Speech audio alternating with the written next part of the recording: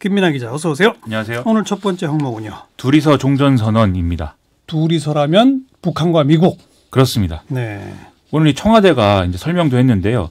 청와대 대변인 브리핑에서 이번 북미 회담에 종전선언이 의제에 포함되느냐를 이제 기자가 질문을 하니까 종전선언의 형태가 어떻게 되든 북미 사이에 얼마든지 합의될 가능성이 있다 이렇게 얘기를 한 겁니다. 예. 또 어떤 형태의 종전선언이든 비핵화의 동력이 되는 것이라면 우리는 환영이다 이렇게도 얘기를 했습니다. 그런데 북미 간의 종전선언 가능하다? 이건 어떤 논리입니까? 남북 미중 가운데 중국은 이미 우리와 이 미국과 수교를 했고 남북은 두 번의 정상회담과 9.19 군사합의로 종전선언과 불가침 선언을 사실상 했다고 볼 수가 있다는 거죠. 아하. 따라서 북한, 미국 두 나라가 종전선언을 하면 이 네 개 나라의 종전선언이 이제 완성이 된다 이런 얘기인데요. 예. 과거 북한도 뭐 종전은 북미 간의 문제다 이런 입장을 또 주장한 바가 있는 네. 것이죠.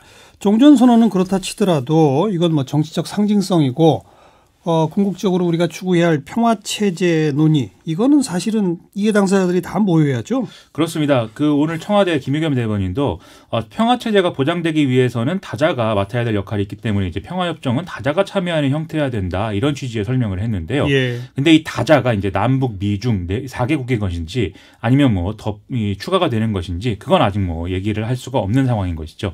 어쨌든 청와대가 이런 입장까지 언급을 하는 걸 보면 미국의 이른바 상응 조치로서 양자간 종전선언 이게 이제 합의가 될 가능성이 커졌다 이렇게 봐야 되겠습니다. 그리고 오늘 문재인 대통령은 신한반도 체제라는 언급을 했다는데 그건 어떤 내용이에요?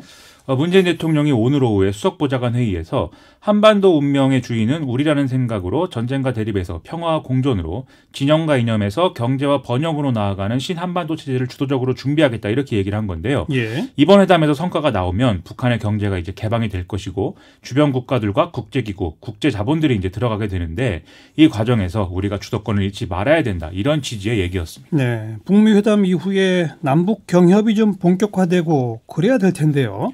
그렇습니다. 문재인 대통령이 발언이 이제 그런 이제 어떤 그 가능성을 보여주는 것이라고 볼 수가 있겠는데요. 네. 또 지난 19일에 문재인 대통령이 트럼프 대통령과의 전화 통화에서 남북 경협을 우리가 떠맡을 각오가 돼 있다 이렇게 얘기한 것도 이제 같은 맥락으로 봐야 되겠죠. 미국은 북한의 비핵화 조치 수준에 따라서 대북 제재 완화를 일부 결정할 수도 있다라는 어떤 태도를 지금까지 좀 내비쳐 왔는데요. 예. 우리의 이런 입장이 이제 미국의 부담을 덜어주는 이런 효과로도 이어질 수가 있을 것으로 보입니다. 미국 내 여론이 제재 완화에 반대를 하는 상황이어도 어쨌든 금강산 관광 제재 예외 인정이라든지 이런 좀 절충이 가능하다 이런 얘기인 거죠. 예. 어쨌든 청와대 공식 대변인 브리핑에서 종전선언이 언급되는 걸 보면 어느 정도 이 북미 간 합의의 얼개가 좀 잡혔나 봐요. 그렇습니다. 이 정부 여당 인사들의 해설을 쭉 보면은요, 북미 간에 이제 종전이 선언될 경우에 이후 이제 그 핵 무기화 시설의 신고와 사찰 논의가 좀 더 속도를 붙을 수 있다 이런 얘기를 하고 있거든요. 예. 북한이 그동안 신고와 사찰을 거부해왔던 논리가 이제 뭐 적에게 방어 수단을 넘겨주는 거나 마찬가지 아니냐 이 얘기였는데 종전을 선언하면 이 문제가 이제 일부 해소가 된다는 거죠. 적이 아닌 거죠, 이제? 그렇죠.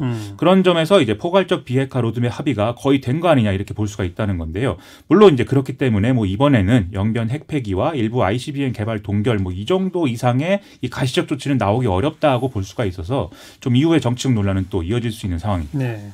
그리고 여야의 5당 원내대표들이 2차 북미 정상회담 성공 기원 공동 성명 채택했다면서요? 그렇죠. 이제 5당 원내대표들이 문희상 국회의장 주재로 오늘 만났는데 여기서 이제 2차 북미 정상회담의 순조로운 준비를 환영하고 성공적으로 개최되기를 국제사회와 함께 기원한다라는 내용의 공동성명을 이제 채택을 했습니다. 예. 이 성명에는 북미 회담 이후 상황에 초당적으로 대처한다 이런 내용도 이제 포함이 되어 있는데요. 좀 그렇게 좀 했으면 좋겠습니다. 잘 돼야죠. 그렇습니다. 시사위키 두 번째 항목은요? 마지막 비대위입니다. 김병준 비대위원장 마지막 회의다 이 말이죠?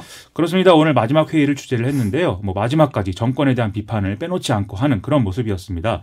지난 23일에 환경부가 4대강 조사평가 기획위에서 이제 금강과 영산강의 세 개 보를 이제 해체하기로 결정하지 않았습니까? 그랬죠. 이것에 대해서 이것은 적폐청산이라는 이름으로 대한민국과 국민이 70년 동안 이룩한 유무형의 문명과 시설을 파괴한 것이다. 이렇게 주장을 한 건데요. 이게 비판은 할 수 있겠지만 좀 발언 수위가 너무 세지 않나 이런 생각이 드는. 요즘 근데 발언이었습니다. 뭐 센 발언이 자유한국당에서 워낙 많이 나오잖아요. 그렇죠. 이른바 구구단체 회원들이 뭐 전당대회에 개입하고 그다음에 가장 센 발언을 많이 하는 김진태 의원의 인기가 치솟고 이러면서 이런 현상들이 우경화의 결과 아니냐 이런 해석도 나오고 있는데요. 김병준 위원장은 기자들과의 고별 기자간담회에서 이런 지적들에 대해서 자유한국당은 이제 그렇게 허약하지 않다 이렇게 얘기를 했습니다. 그러면서 많은 사람들이 이 자유한국당의 전당대회 후보들을 과거의 프레임으로 해석하고 있는데 그러지 말고 그 내부의 변화를 좀 봐달라 이렇게 얘기를 하기도 했습니다. 아니 정작 후보들 자신이 과거 프레임으로 얘기하는 거 아닌가요 지금?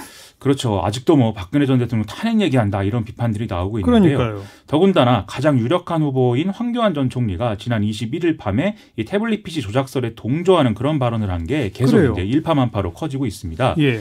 이게 이제 KBS 토론에서 김진태 후보가 태블릿 PC가 조작됐을 가능성이 있다고 보느냐 이렇게 물었는데 개인적으로 그렇게 본다 이렇게 답했기 때문에 문제가 되는 것이죠. 네네. 이어서 23일 MBN 토론에서도 오세훈 후보가 거기에 근거가 뭐냐고 물으니까 지난번에 다 말했다라면서 답변을 피해서 이게 더 논란이 확산이 되고 있는 상황입니다. 태블릿 PC 조작설은 가짜뉴스잖아요.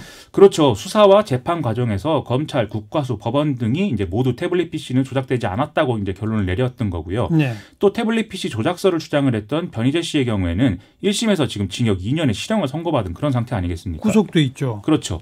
이것을 알면서도 이 조작 가능성을 얘기한 건 결국 김진태 후보를 지지하는 이른바 태극기 세력을 이제 황교안 전 총리가 의식한 거 아니냐 이런 해석밖에 안 되는 것이죠. 그래서 이런 발언 자체가 이제 당 우경화를 보여주는 것이다라는 얘기가 나오는 것이고 예. 이것 때문에 오늘 보수 언론도 일제히 황교안 전 총리 발언을 이제 비난하는 그런 모습이었습니다. 뭐 전당대회 거친 후에 보수 세력의 통합 근데 좀 쉽진 않을 것 같네요. 오늘 황교안 전 총리가 보수 성향의 유튜브 방송에 이제 출연을 해서 바른미래당 소속 인물들이 뭐 개별 입당을 하는 것이 방법론적으로는 쉽겠지만 당대당 통합도 포기할 수는 없다 이렇게 얘기를 했는데요. 또 이제 유승민 의원의 경우도 헌법 가치에 부합하는 원칙을 가지고 있고 당의 미래를 위해서 바람직하다면 받아들여야 한다 이렇게 얘기를 하면서 좀 통합의 메시지를 내놓기도 했습니다. 예. 하지만 오늘 또 김병준 비대위원장은 억지로 인위적인 당대당 통합을 해서 보수 정당의 규모만 키우는 것은 당내 분란으로 지금보다 더 못한 상황이 될 수가 있다라면서 우려도 했는데요. 좀 전망이 밝지는 않다 이런 얘기겠죠. 어쨌든 김병준 비대위원장 이제 비대위원장의 일은 끝났는데 앞으로는 어떻게 하게 될까요? 자기 진로에 대한 언급 없었어요? 이 기자간담회에서는 뭐 자신의 진로에 대해서 뭐 대선 얘기도 있고 총선 얘기도 있지만 지금 상황에서는 뭐 따로 할 말은 없다 이렇게 좀 말을 아꼈는데요. 오늘 동아일보 지면에 실린 인터뷰에서는 조금 더 이제 구체적인 얘기가 있었습니다. 대선은 잘 모르겠지만 바꿔야 한다는 욕심은 있다. 자신에게 주어진 과제는 확실히 갖고 있지만 무엇을 할지는 아직 모르겠다. 어쨌든 나라가 이대로 가서는 안 된다 이렇게 얘기를 한 거거든요. 그리고 이제 김병준 비대위원장은 오늘 오후에 서울 신촌에서 징검다리 포럼이라는 이름의 단체 창립식에도 참석을 하는데 예. 여기 모인 인물들이 이제 김병준 비대위원장의 지지자들이 많다고 그러고요. 예. 이런 점들을 종합해 보면 어떤 형식으로든 이 정치 행보는 좀 이어갈 가능성이 큰 것 같습니다. 그렇겠죠. 네, 여기까지 수고하셨어요. 고맙습니다. 김민아 기자였어요.